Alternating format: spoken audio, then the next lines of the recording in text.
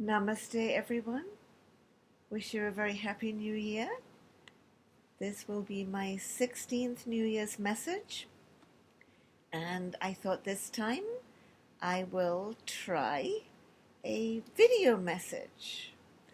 My New Year's message this year is entitled Tear Down That Wall. Then the ram sheep horns began to blow, the trumpets began to sound. Joshua commanded the children to shout, and the walls came a-tumbling down. Joshua fought the battle of Jericho, Jericho, Jericho. Joshua fought the battle of Jericho, and the walls came a-tumbling down. And from Ronald Reagan. As I looked out a moment ago from the Reichstag, that embodiment of German unity, I noticed words crudely spray-painted upon the wall, perhaps by a young Berliner. This wall will fall. Beliefs become reality. Yes, across Europe this wall will fall, for it cannot withstand faith. It cannot withstand truth. This wall cannot withstand freedom.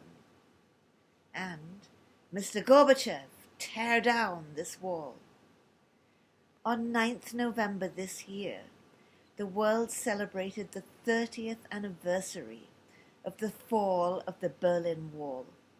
30 years ago, many thought that the fall of the wall represented the triumph of liberal democracy over totalitarianism, of freedom over oppression.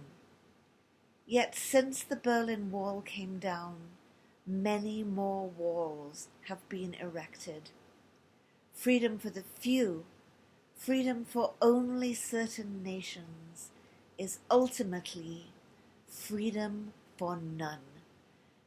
Liberal democracy may not be perfect, but it is the best form of government that we have been able to create in thousands of years of human history. In its very essence, liberal democracy requires free speech, freedom of the press, an independent judiciary, and free and fair elections. It points to our inalienable human rights, rights that will soon cease to exist if they are not granted equally to all. 2019 brought not only the 30th anniversary of the fall of the Berlin Wall, but also the 16th anniversary of the erection of Israel's separation wall, which has wreaked havoc in the lives of Palestinians. And within a year of the fall of the Berlin Wall, construction was beginning on the first segment of the U.S.-Mexico separation barrier. And the Secure Fence Act, signed into law October 26, 2006 by President George W. Bush, authorized 700 more miles of physical barrier, completed by 2011. But, as President Obama said, there are still going to be some who are trying to move the goalposts on us one more time. They'll want a higher fence. Maybe they'll need a moat. Maybe they want alligators in the moat. And so it came about. 2016 brought chants of build the wall, build the wall. 2017 saw the beginning of family separation. 2018 saw babies snatched from their mothers' breasts. By 2019, 2,800 children have been separated from their parents.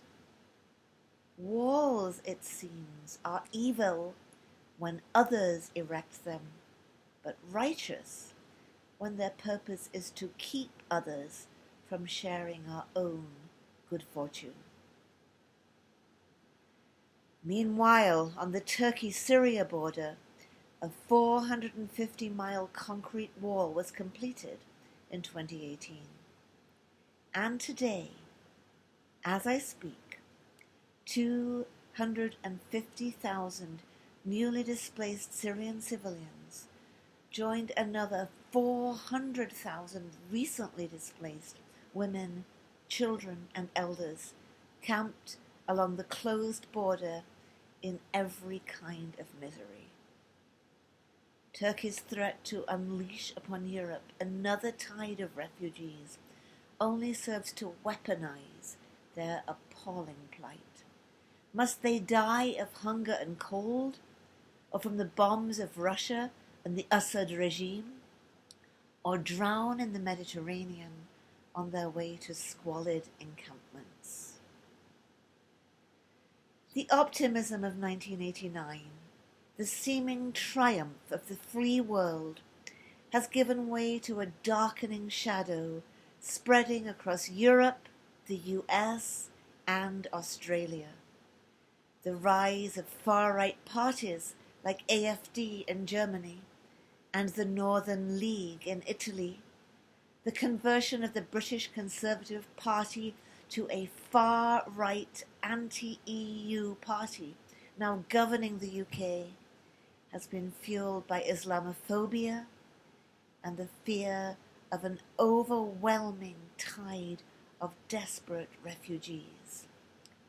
Europe has sown the wind and reaped the whirlwind. Content to enjoy the benefits of liberal democracy while guaranteeing a stable oil supply from Middle East dictatorships, European nations are learning that freedoms we are willing to deny others will ultimately be lost in our own societies. During the Depression, Colorado Governor Edwin Johnson proposed building a border wall to keep a parasite parade of New Mexicans from entering Colorado in search of work. While the wall was never built, checkpoints manned by Colorado National Guard were set up to prevent destitute people entering Colorado. Now a forgotten or quaint piece of history, at the time the checkpoints caused great misery for Spanish-speaking New Mexicans on the way to their jobs in Wyoming and Utah.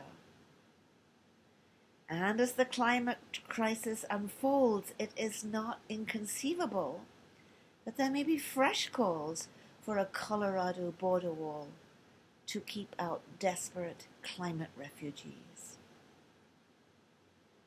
Perhaps we cannot tear down the walls that have been erected in the past 30 years, although we can most certainly vote for those candidates who will offer more humane policies.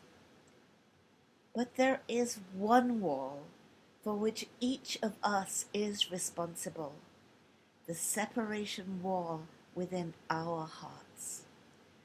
Where is the place where we other those in need? Do we close our hearts to the homeless man on our own streets, to children in misery at the border, to refugees half a world away? Do we look inward or outward?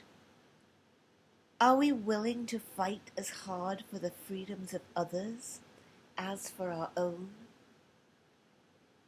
When Alakananda and I stand in vigil for the children of Idlib, Syria, on Boulder's Pearl Street Mall, it never fails to astound us when parents pushing strollers past seemingly do not want to know what is happening to other children. Do we love only our own? Who is our neighbor?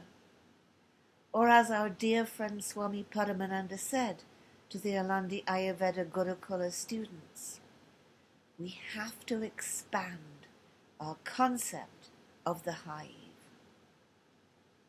We are one people, one hive, on one fragile planet. This new year, let the ram's horn sound in your own heart. My sisters, my brothers, tear down that wall. I wish you a year of happiness and joy, and may peace and justice prevail throughout our world.